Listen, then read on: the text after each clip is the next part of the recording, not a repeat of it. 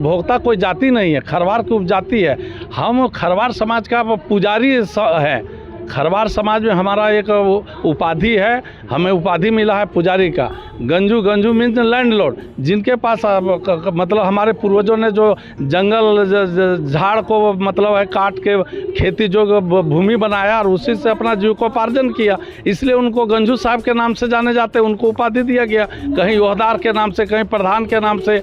इस तरह का कई एक उपजातियाँ हैं, दौलतबंदी, पटबंदी, देशवारी, मंझिया, इस तरह का हम लोग को उपजातियाँ हैं। हम लोग को विभिन्न उपजातियों में बांटकर खरवार समाज को छीन भीन करके हमारा जो शक्ति था उसको, उस शक्ति को तोड़ने के लिए यह षड्यंत्र किया गया।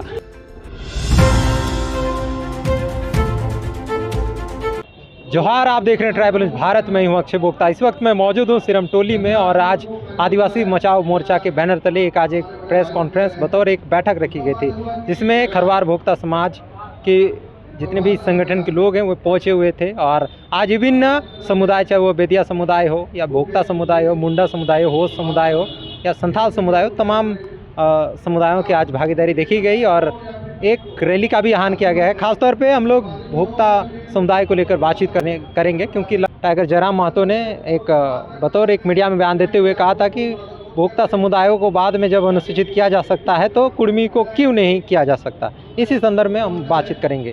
खासतौर पे हमारे साथ बातचीत करने के लिए हैं खरवार भोक्ता समाज विकास संघ के केंद्रीय अध्यक्ष दर्शन भोक्ता। उनसे हम लोग सीधे जुड़ेंगे। जोहार रहेगा। ट्राइबल न्यूज़ भारत को मैं बधाई देता हूं, धन्यवाद देता हूं कि आपने मुझे अपनी बातों को रखने के लिए हमें मंच में सामने लाया है। भोक्ता कोई जाति नहीं है, खरवार के 8 उपजातियां रही हैं और देश आज़ादी से पहले कालांतर से ही वो जनजाति समाज के सूची में रहे हैं और मूल रूप से जनजाति हैं।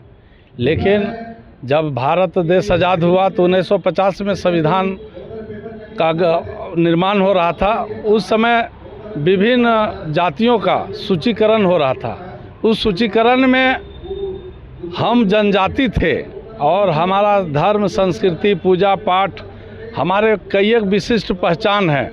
उन पहचान के साथ हम जनजाति समाज में थे और हम खरवार के मूल रूप से उपजाति हैं। लेकिन हमें 1950 के बाद जो सूचीकरण हुआ उसमें गलत तरीके से अनुसूचित जाति में हमको डालकर हमारी जो पहचान थी उस पहचान को षड्यंत्र के तहत मिटाने का प्रयास किया गया। लेकिन हमारे खरवार भोक्ता समाज के लोगों ने आपस में मिलकर हम लोग 2001 से मोराबादी के रैली जुलूस में हम लोगों ने काफ़ी लाखों लाख की संख्या में जुटकर, चूँकि झारखंड प्रदेश में हम काफ़ी संख्या में तादाद में हम हैं, संथाल, मुंडा, उरांव हो के बाद हम खरवार समाज के हैं जो काफ़ी संख्या में हैं। लेकिन अभी कई एक भ्रांतियां हैं जो विभिन्न चैनलों में, विभिन्न न्यूज़पेपरों में यह बात आता है, लोगों का बयान आता है कि नहीं सो एक खरवार भोक्ता के लोग कम संख्या में हैं। फिर भी आज आपके चैनल के माध्यम से हम बताना चाहते हैं कि खरवार भोक्ता समाज का आंदोलन और संघर्ष का ही दिन है कि जब हम लोग अपनी मांग रखे थे कि अपनी खोई हुई अस्मिता, अपनी मूल पहचान के लिए हम लोगों ने मांग रखा था। तो हम लोग खासतौर पर इतिहास पे भी जाएंगे, क्योंकि बहुत कम भोक्ता समाज के वक्ता मिलते हैं।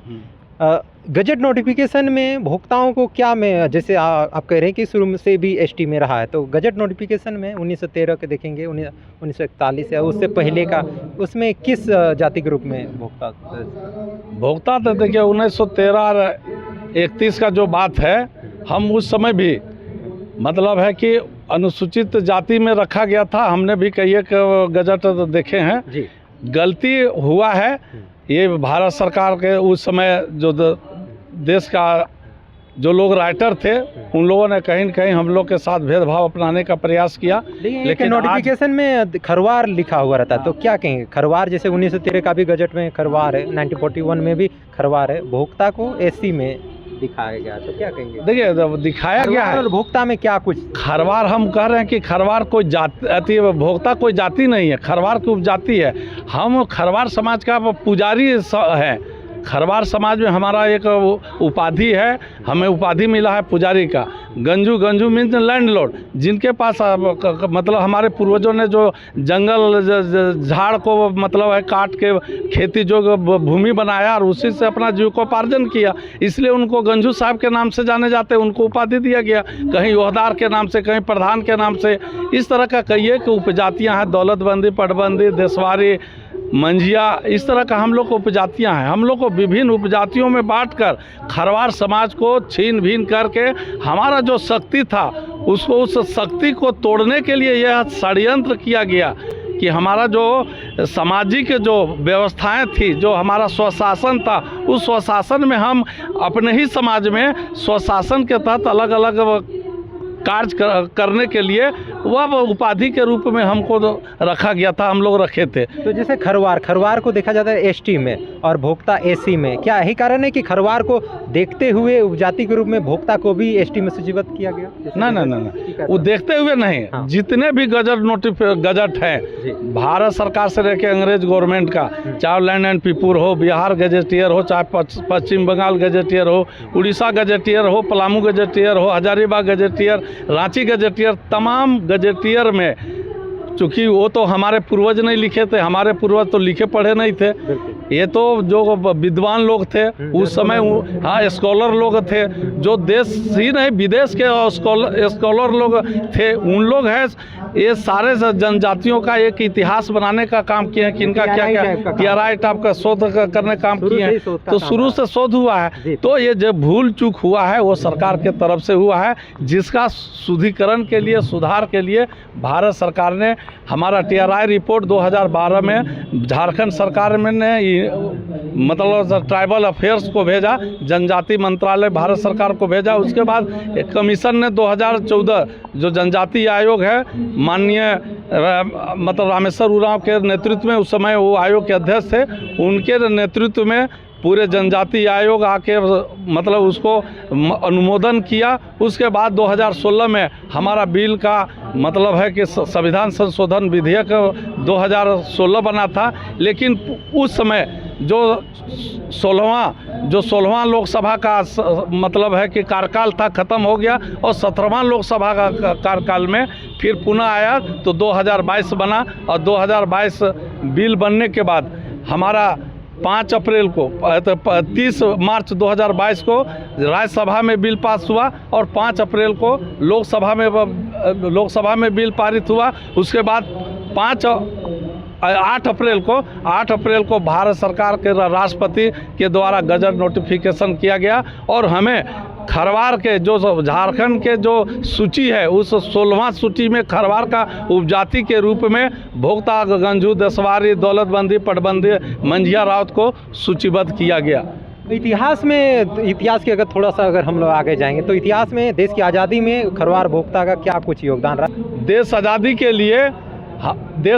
के लिए अमर शहीद नीलांबर पीताम्बर जो शाही भोक्ता हैं, उनके नेतृत्व में पलामू का आंदोलन 1857 का जो आंदोलन है, जितने भी स्वतंत्रता संग्राम हुए हैं पूरे देश में, जितने भी स्वतंत्रता संग्राम हुए हैं, बहुत लोग हैं अपना परंपरागत हथियार से लड़ाई किए हैं, लेकिन हमारे स्वतंत्रता सेनानियों ने उस युग में भी 1857 में जब सिपाही विद्रोह काल था, उस समय अंग्रेज़ों के साथ अपना गुरिल्ला रूप से युद्ध करके छिप के, और कई ऐसे दिन आए हैं जो अंग्रेज़ों का हथियार छीनकर उन्हीं पर है तोप और बारूद के साथ है, उनके साथ युद्ध करने का काम किए हैं और छक्का छोड़ाने का काम किए हैं, अंग्रेज़ों को चना चबवाने का काम किए हैं। यह स्वर्णिम इतिहास है, जिनको आज देश में कोई भी स्वतंत्रता संग्रामी को भारत पुत्र का मतलब है कि रूप में नवाजा नहीं किया है, लेकिन अमर शहीद नीलांबर पीताम्बर को भारत पुत्र के नाम से उपाधि दिया गया, उनको सम्मान दिया गया है। आज भी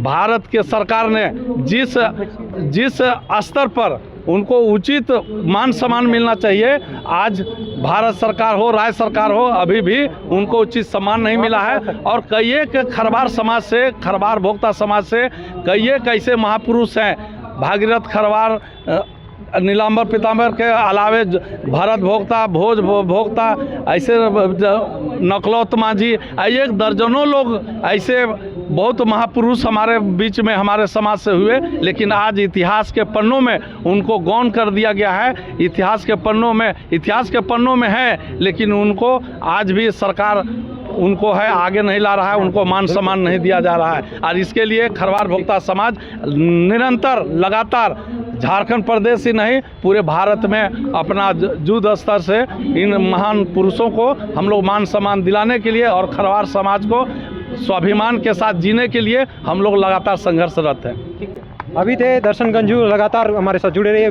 पूरा दिखाएंगे। फिर बारिश हो रही है। धन्यवाद जवाहर।